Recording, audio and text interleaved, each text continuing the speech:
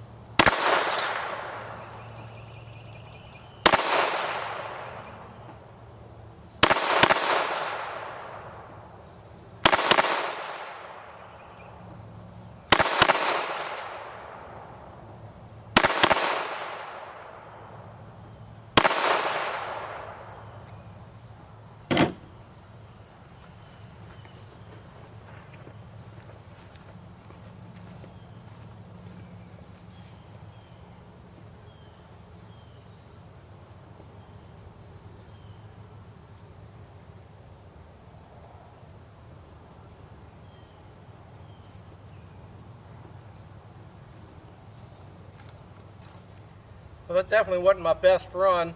So I had 2 hits on each of the steels, which left me, sorry, I can't even add right now, 12 rounds, and I only have 4 hits on the swinger target, 4. So I had 8 misses. Really not acceptable. But again, that's the reason why we practice and see what we can do. The trying to take and get on sight on a moving target, you think that whenever it comes down and slows down that you have enough time, but knowing that the other no shoot is coming in front of it really makes you rush it, and I know I pulled several shots. Anyway guys, thank you for watching. This is Papa D, and I'll see you down the road on the next video. Alright guys, I'm back. It's the next day. Today I worked on the drop target, trying to get it so it worked. The Luan that I had on the back side, the bullets were going straight through it and not enough to activate it. So I made a change. I put a 10-inch plate behind it and then changed the front target so it's more closer to the size of the 10-inch plate.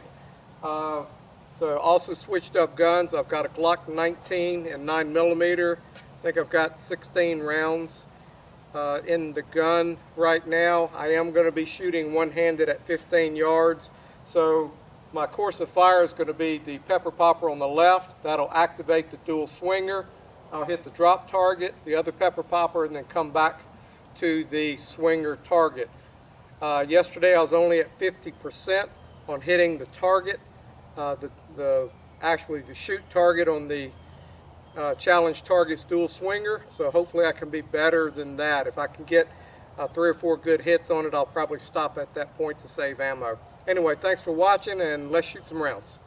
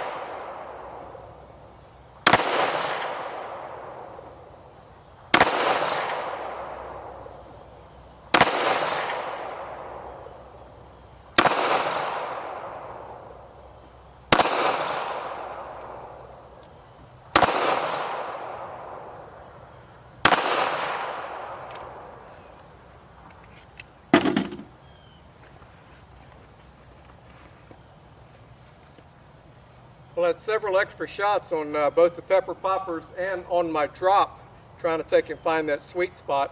So let me see how many hits I got on the swinger.